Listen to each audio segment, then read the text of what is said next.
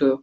Parce que on a vu suffisamment de situations qui nous sont violentes pour pouvoir s'autoriser de temps en temps à faire des choses un peu en douceur. Donc voilà, je vous ai un petit peu repris donc qu'est-ce qu'on peut attendre comme intérêt à se pencher sur le sujet de la fin de vie, le sujet de la mort et toutes les problématiques qu'on a. Comment on peut s'y prendre? Pourquoi il faut s'y prendre? Et comment on peut s'y prendre, voilà, maintenant. Donc, comment s'y prendre? D'une certaine façon, là, ça s'adresse un petit peu à tout le monde. C'est que si on veut voir des sujets s'améliorer dans notre vie, déjà, la première chose, c'est un peu en s'y intéressant au sujet. C'est le minimum de ce qu'on peut faire, quoi. Si on s'y intéresse pas, qu'on en a trop peur, qu'on est trop mal à l'aise avec, et qu'on dit, non, du coup, on les laisse dans un coin, on va pas trop aller les voir, et les choses vont s'estomper toutes seules, je pense que ça fonctionne pas comme ça, parce que on a des choses qui s'appellent un inconscient, on a des modes de fonctionnement qui nous dépassent un peu, et en fait, notre inconscient, il gère quand même toujours notre mode de fonctionnement, et voilà, si on a des inquiétudes qui sont quelque part un peu cachées au fond de nous, ça ne veut pas dire qu'elles ne sont pas actives. Donc, voilà, moi, ce que j'ai compris, depuis des années que je fais du travail de développement personnel, que j'accompagne les gens, c'est que si on ne veut pas voir les problématiques, elles vont rester. Donc, nécessairement, il faut s'y intéresser un minimum si on veut les voir bouger. Et puis voilà, vous êtes présent ce soir, donc je vous dis déjà bravo, parce que déjà, vous vous autorisez à vous mettre à l'écoute d'une thématique, d'une conférence sur ce sujet-là, alors qu'il y a, je suis sûr, des centaines de personnes qui ont reçu une proposition comme vous avez reçu. Il y a même plutôt des milliers de personnes peut-être qui ont reçu la même proposition que vous et qui, elles, ont passé leur chemin en disant « Non, non, là, ça c'est pas mon sujet, ça m'intéresse pas ». Ils s'en foutent de se mettre à réfléchir sur la mort. Là, on aura bien le temps de voir venir. Voilà, donc je vous dis déjà bravo parce que vous avez déjà fait un bon pas ce soir. Ensuite, ce qui est intéressant de faire ensuite, ça va être de identifier les choses qui nous sont difficiles en face de ce sujet. Donc ça peut être des souvenirs douloureux, ça peut être des deuils qui ne sont pas finis, ça peut être des croyances, ça peut être, voilà, il y a beaucoup de choses qu'on a quelque part à l'intérieur de soi, parce qu'on est rarement complètement serein par rapport à la fin de vie, hein, donc on a tous un peu des inquiétudes.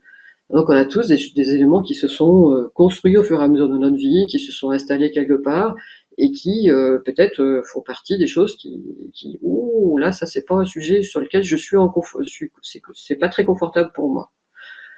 Donc c'est important de tous les identifier, ces points-là.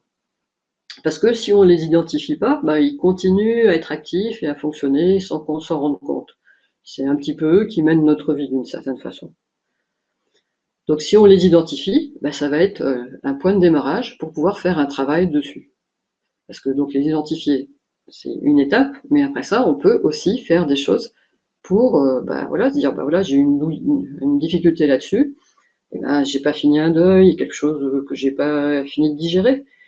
On va essayer d'aller regarder comment il y a des outils, il y a des méthodes, il y a des gens qui peuvent accompagner pour comment faire pour faire un deuil, comment désactiver des choses qu'on n'a pas voulu pardonner, comment arriver à lâcher prise, comment effacer un peu des souvenirs douloureux, etc.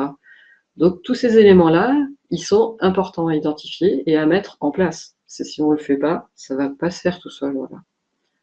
Parce qu'effectivement, il y a tant de personnes qui finissent leur vie dans des circonstances où elles ne peuvent pas parler, dans la solitude intérieure, parce qu'elles n'ont pas fait non plus ce chemin de commencer à aborder ce sujet avec d'autres, de trouver un peu plus de légèreté dessus, d'enlever tous les poids qu'elles avaient. Et donc, du coup, elles vont finir un peu toutes seules parce que souvent leur environnement, les gens de leur environnement qui sont proches auront aussi du mal à aborder le sujet.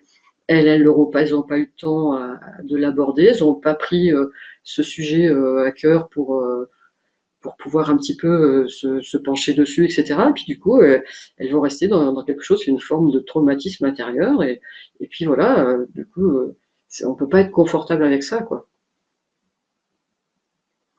Et puis également, qu'est-ce qu'on peut faire également pour se préparer à cette thématique de la fin de vie?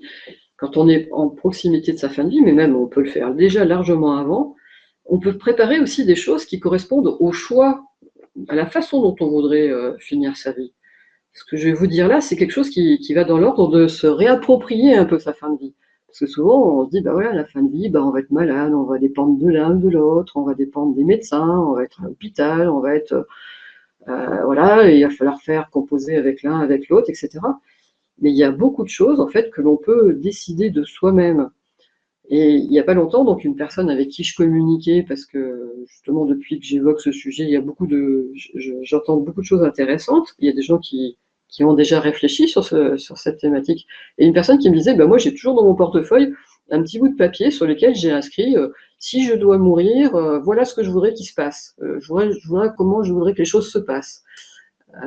Parce que je voudrais pas que les gens qui viennent à mon enterrement soient dans la tristesse. Je souhaiterais plutôt qu'ils viennent pour se rappeler des beaux souvenirs qu'on a vécus ensemble.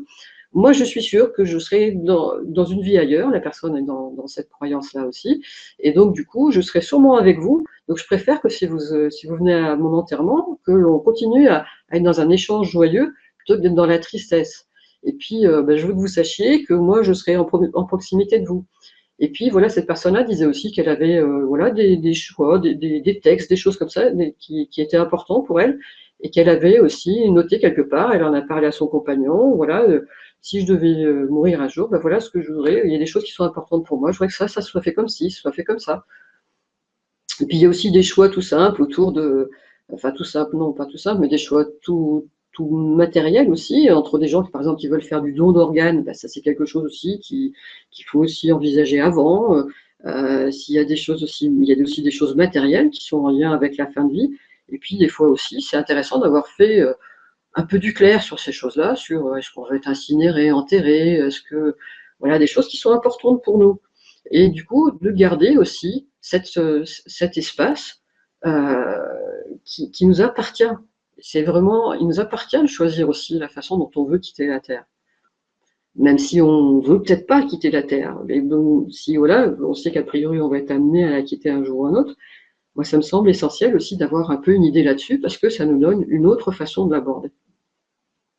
Et puis également, bah, comment vous pouvez aussi développer des choses autour de ce sujet. Et ben, c'est en s'ouvrant à des tas de témoignages. Il y a des tas de gens qui ont diffusé des témoignages sur ce qu'eux ont vécu.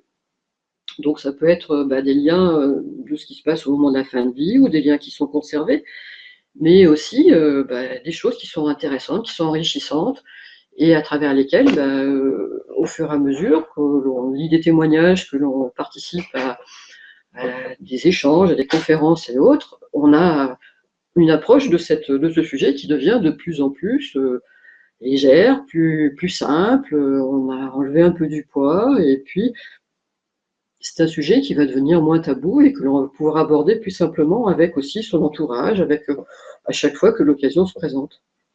Et puis la dernière chose, eh bien, également, c'est en se faisant accompagner. Si on a un peu du mal à s'y mettre tout seul, parce que c'est quand même un sujet qui est un peu pesant, qui effectivement est délicat dans la mesure où travailler sur ses émotions, c'est pas toujours quelque chose que tout le monde se trouve dans la facilité de mettre en route. Il y a également ben voilà, des accompagnants qui existent et qui peuvent aider les gens. Alors moi, ce que je sens quand même à ce niveau-là, c'est que le programme, moi que je suis un petit peu en train de mettre en place, parce que je me suis penchée sur ce sujet depuis 6 mois, il est quand même un petit peu original dans la mesure où les gens, pour accompagner, ils vont plutôt accompagner souvent les gens qui sont amenés à faire du deuil ou qui se préparent à la fin de vie. Donc, par exemple, dans le monde hospitalier, voilà, quand les gens, par exemple, se découvrent qu'ils ont un cancer, entre autres, donc souvent il y a un accompagnement qui vient se faire à ce moment-là, parce que c'est souvent un choc très violent, et les gens se trouvent souvent tout seuls, désemparés dans le fait que peut-être ils vont quitter la Terre dans peu de temps, et souvent les accompagnements, ils se font au moment de la fin de vie, quand il y a une fin de vie qui se présente. Ou alors pour les gens qui viennent de faire un deuil, ou enfin qui viennent de vivre un deuil, ou des situations, voilà, des accidents, des choses traumatisantes, et qui du coup bah, ont besoin de se faire aider. Mais par contre, le fait d'envisager, avant que les choses soient dramatiques, de faire un chemin sur ce sujet-là, il n'y a pas beaucoup de gens qui font ces démarches-là. Donc voilà, donc c'est pour ça que je me dis, c'est pas intéressant aussi d'en parler. Donc voilà, donc à cette étape de la conférence, donc j'ai un petit peu repris les éléments de ma promesse au départ. C'est en fait pourquoi c'est intéressant de se pencher sur ce sujet, comment on peut s'y faire, comment on peut s'y prendre, et qu'est-ce qu'on peut en attendre comme bienfait dans sa vie. Et donc du coup, en fait, moi je vous pose un petit peu la question maintenant en vous disant, du coup, prenez, je sais pas, un moment là pour chacun de votre côté et vous dire, du coup, qu'est-ce que je peux faire moi pour me mettre sur ce sujet. Donc déjà, bravo par rapport au fait que ce soir vous êtes à l'écoute d'une conférence. Et donc, je viens de vous citer différentes choses, en fait, et vous pouvez déjà vous dire tout de suite maintenant, ok, oui, c'est vrai que ça je pourrais faire cette démarche-là. Peut-être je peux trouver un ouvrage, peut-être je peux, voilà, peut-être je peux aussi tout simplement déjà essayer de regarder quelles sont finalement mes inquiétudes par rapport à la mort, essayer de me dire clairement, peut-être j'ai une difficulté, là, il y a quelque chose que j'ai vécu d'une façon douloureuse, et cette chose que j'ai vécue d'une façon douloureuse, j'ai pas pris le temps de me pencher dessus, et je continue à la porter, et puis cette chose-là, j'ai rien fait pour la faire changer, quoi, donc, et je continue à la porter, et je sais pas de quelle façon mettre quelque chose en route, quoi. Donc déjà, ça, c'est déjà important, parce que vous prenez du temps pour vous respecter, pour dire, oui, ça, peut-être que ce sujet-là, je me le mets dans quelque chose, je me mets dans l'idée que je vais peut-être essayer de me faire aider là-dessus, de pouvoir en parler, je vais peut-être essayer de trouver des moyens de mettre des choses en œuvre. Il y a aussi quelque chose que j'ai pas cité dans la façon d'aborder les choses, de se mettre en route aussi pour se dégager de nos difficultés, de nos douleurs, de nos souffrances. Ça peut être aussi à travers de l'art-thérapie, à travers de l'expression. Donc il y a des gens qui peuvent écrire, il y a des gens qui peuvent témoigner, faire des choses à travers de la peinture, à travers d'autres formes d'expression, comme de la danse, d'autres. Voilà, donc il y a des tas d'expressions possibles aussi d'art-thérapie qui peuvent être utilisées également. Voilà, donc c'était un petit peu un moment pour dire voilà comment on peut s'y prendre, comment on peut s'y mettre, et que si effectivement on fait rien, demain restera probablement semblable à aujourd'hui, et puis si j'ai des difficultés intérieures, elles risquent de continuer à être actives quand même. Donc juste de mon côté, je signale que j'ai quand même fait à peu près une vingtaine d'années de développement personnel. Donc est-ce que je vous ai enlevé l'image? J'espère que je suis toujours en partage d'écran. Hop, je vérifie.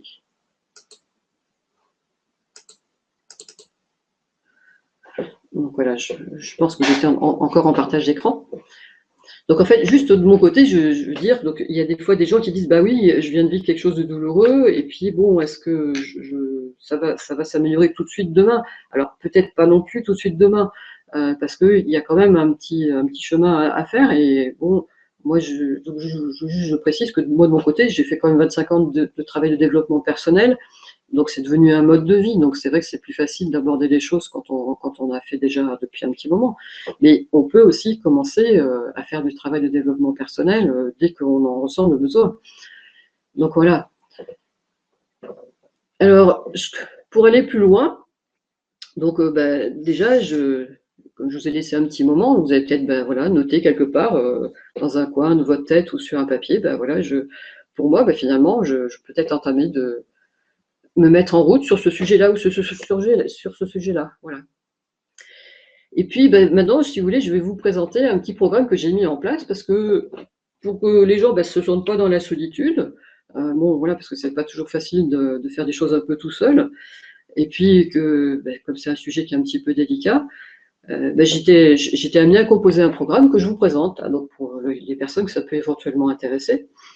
Et donc ce programme pour moi, c'est d'aborder ce sujet à travers de la douceur. Donc voilà, parce que effectivement, c'est un peu le message que mon compagnon m'a fait passer, c'est qu'il y avait de la douceur à amener sur ce sujet, et que si quelque part on vivait dans un monde qui était plus serein par rapport à cette thématique, tout le monde s'en porterait nettement mieux. Donc le programme que j'ai composé, il s'appelle Douceur. Donc voilà, j'ai pris au niveau acronyme les DOUCEUR pour les différents chapitres qui composent ce programme.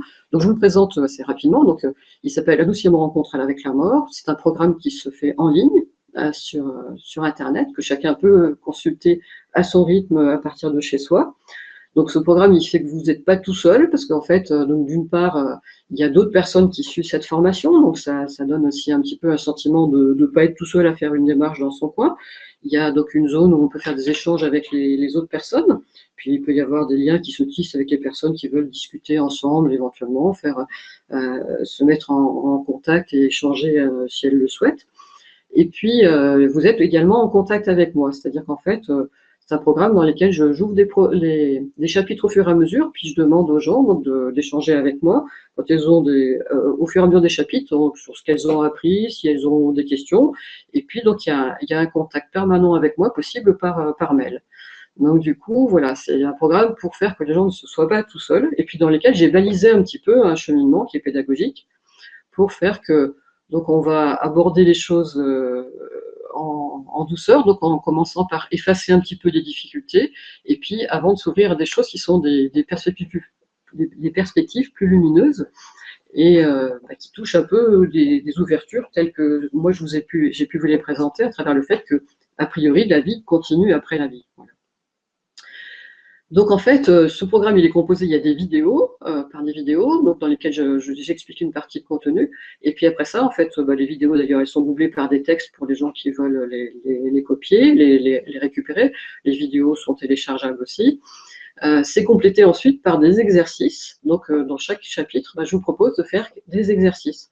Donc voilà, il va y avoir des exercices pour aller écouter ses émotions, des exercices pour apprendre à lâcher prise, des exercices pour faire adoucir ses souffrances, ses difficultés, des choses comme ça. Des exercices de pardon, il y a des tas d'exercices qui vont en fait vous accompagner pour dégager les choses qui sont lourdes, les faire diminuer, et puis après ça, trouver des ouvertures et des choses qui vont vous apporter d'autres approches aussi.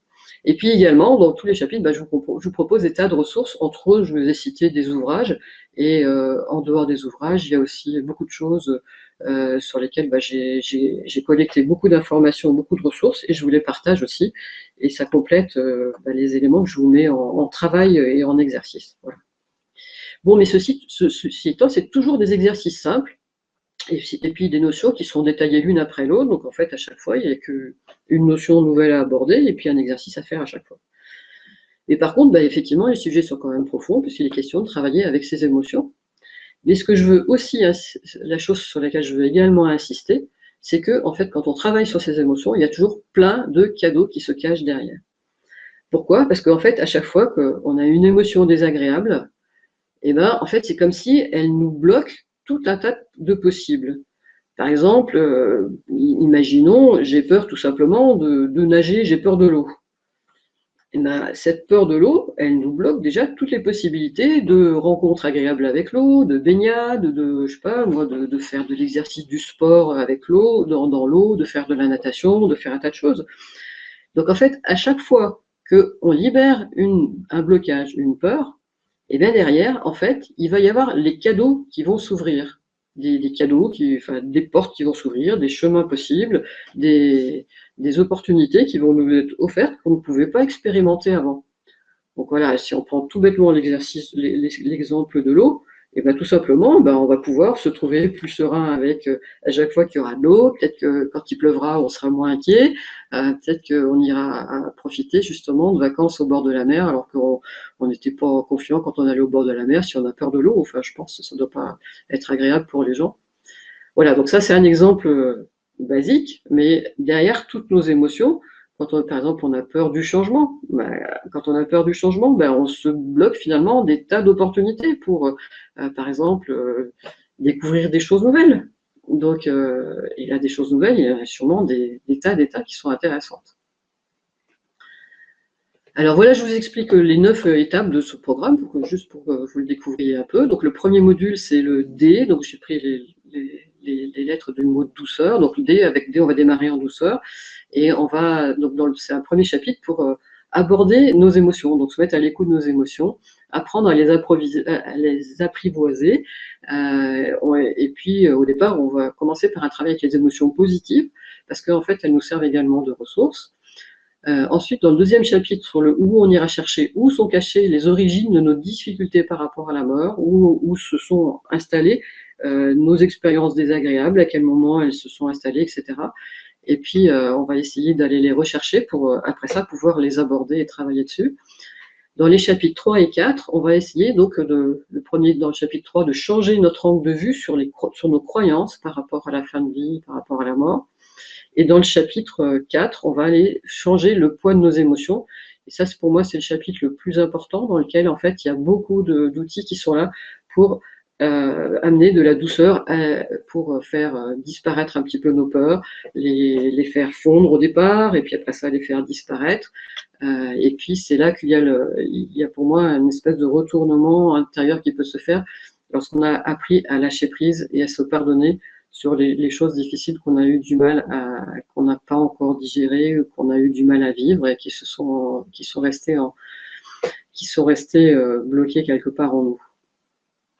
Et puis après ça, des chapitres 5 à 8, en fait, c'est des chapitres dans lesquels je vais vous proposer de rencontrer des témoignages de toutes les personnes qui sont en lien avec des approches de la mort qui sont plutôt dans l'ordre de l'ouverture.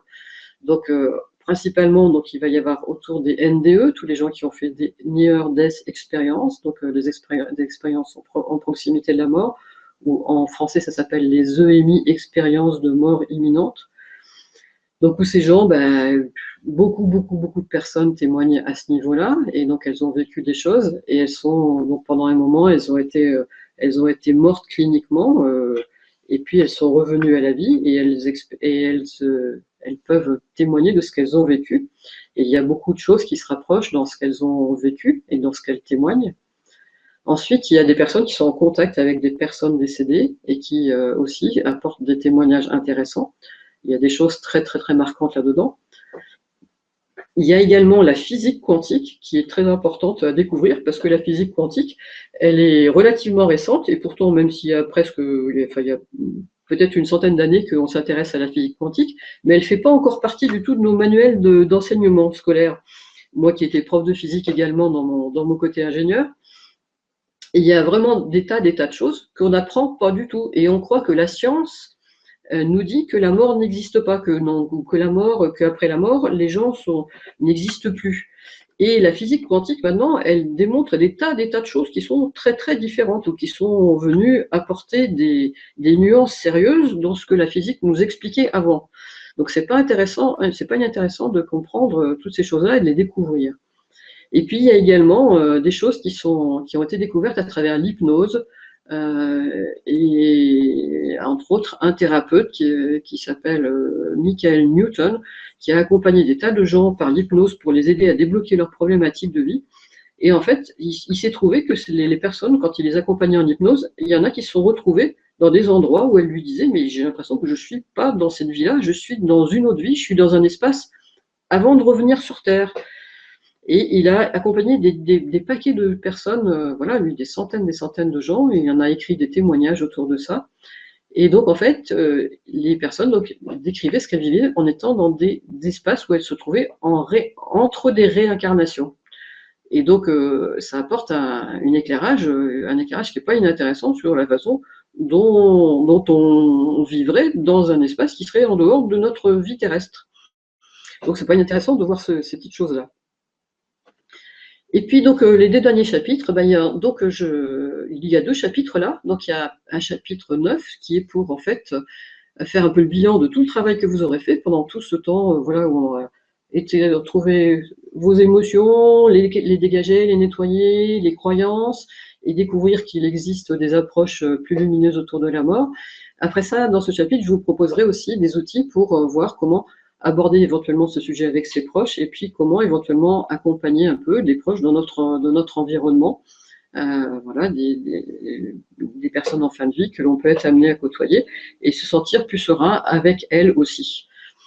Et puis j'ai prévu également un module un peu spécifique pour les thérapeutes, parce qu'il y a aussi pas mal de personnes qui m'écoutent depuis que j'ai pris ce sujet en charge, et qui en fait sont des personnes qui, elles, sont des thérapeutes ou des accompagnants, et qui ont envie de pouvoir aussi aborder ce sujet avec tous les patients qu'elles ont à accompagner. Donc il y a un module spécifique là pour elles.